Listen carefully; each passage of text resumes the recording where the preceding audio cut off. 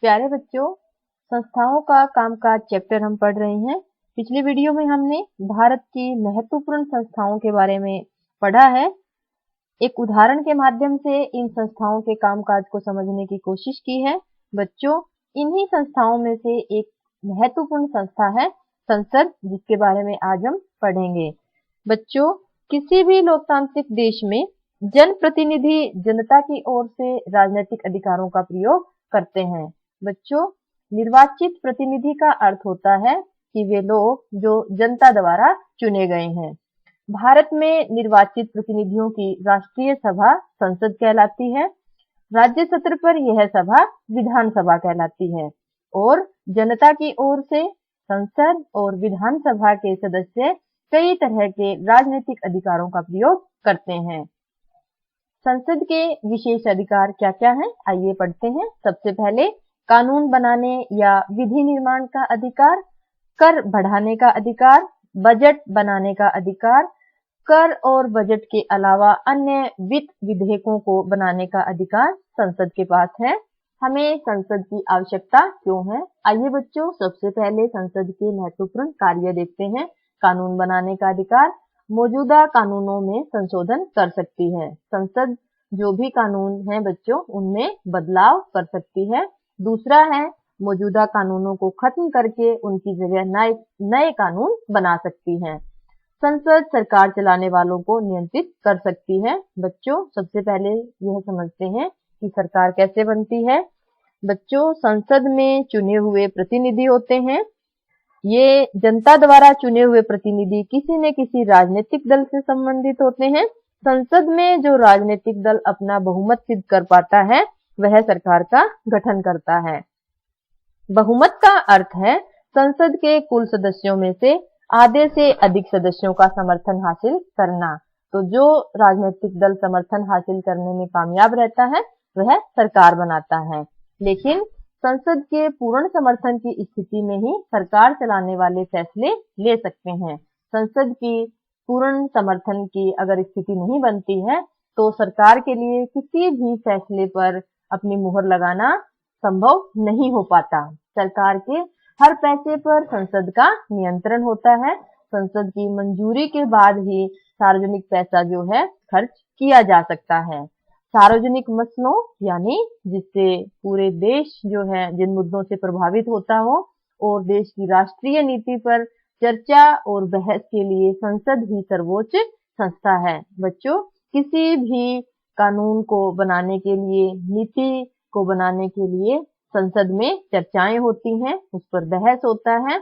उसी के बाद किसी भी मसले पर नीतिगत फैसले लिए जाते हैं। संसद किसी भी मामले में सूचना मांग सकती है। तो संसद के कार्य पढ़े हमने। बच्चों, संसद के दो सदन हैं, लोकसभा और राज्यसभा। लोकसभा को हाउस ऑफ पीपल या लोअर हाउस भी बोलते हैं और राज्यसभा को काउंसिल ऑफ स्टेट या अपर हाउस भी बोलते हैं। आपको यह ध्यान रखना है कि नाम से यह मत समझना कि राज्यसभा लोकसभा से ज्यादा प्रभावशाली है।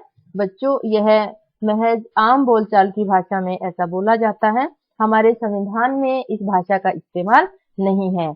हमारे संविधान में राज्यों के संबंध में राज्यसभा को कुछ विशेषाधिकार दिए गए हैं, लेकिन अधिकतर मसलों पर सर्वोच्च अधिकार लोकसभा के ही पास हैं। बच्चों, लोकसभा के सदस्यों की अधिकतम संख्या 550 हो सकती है, जिनमें से राज्यों का प्रतिनिधित्व करने वाले सदस्य हैं 530 और संघ शासित प्रदेशों का प्रतिनिधित्व करने वाले सदस्यों की संख्या है 20।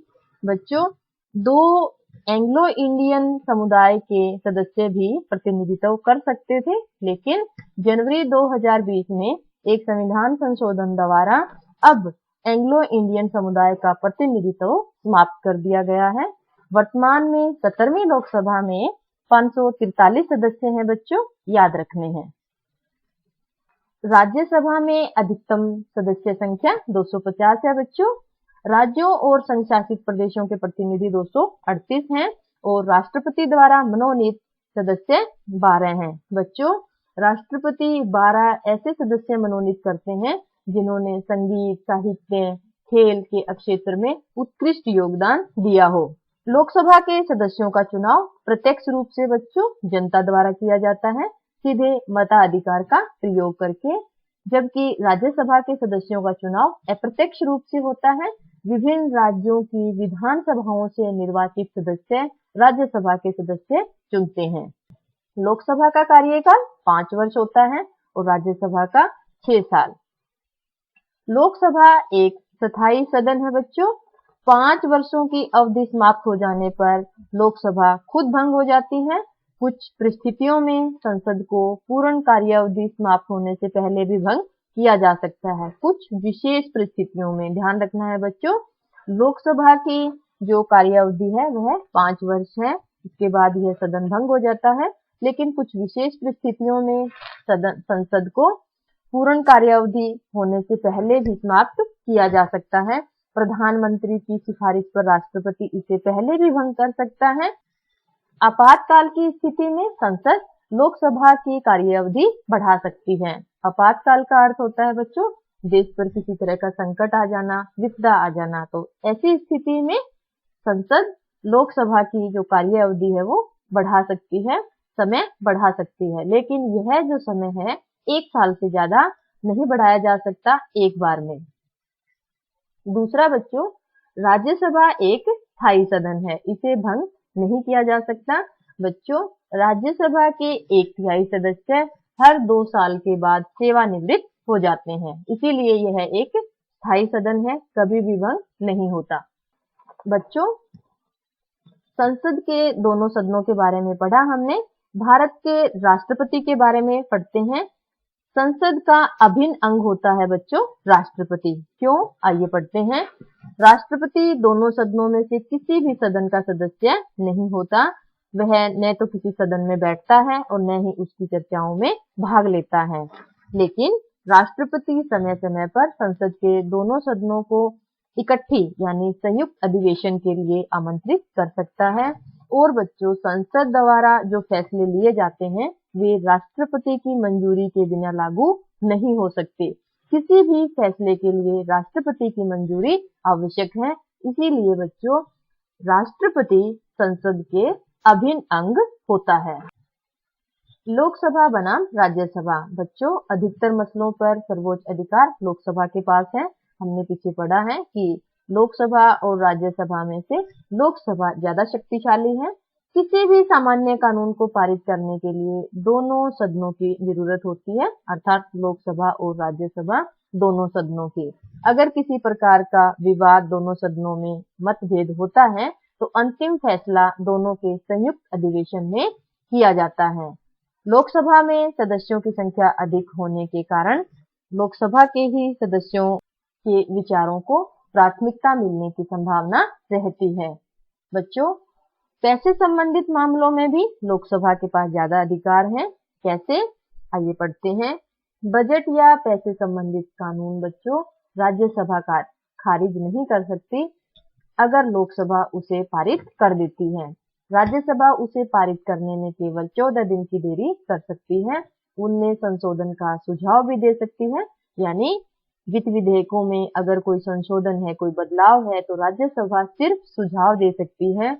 उन सुझावों को लोकसभा माने या ना माने, यह लोकसभा के अधिकार क्षेत्र में आता है। लोकसभा मंत्रिपरिषद को नियंत्रित करती है। बच्चों, मंत्रिपरिषद का अर्थ है वे लोग जो सरकार का गठन करते हैं और विभिन्न मंत्रालयों को देखते हैं। लोकसभा में बहुमत हासिल हो वही व्यक्ति प्रधानमंत्री बन सकता है। हमने पढ़ा कि सरकार का गठन कौन करेगा? जिसके पास बहुमत है लोकसभा में। अगर आधे से अधिक सदस्य यह कह दें कि उन्हें मंत्रिपरिषद पर विश्वास नहीं है तो प्रधानमंत्री समेत सभी मंत्रियों को पद छोड़ना पड़ेगा, लोकसभा भंग हो जाएगी। राज्यसभा को ऐसा अधिकार हासिल नहीं है। कैसा अधिकार बच्चों?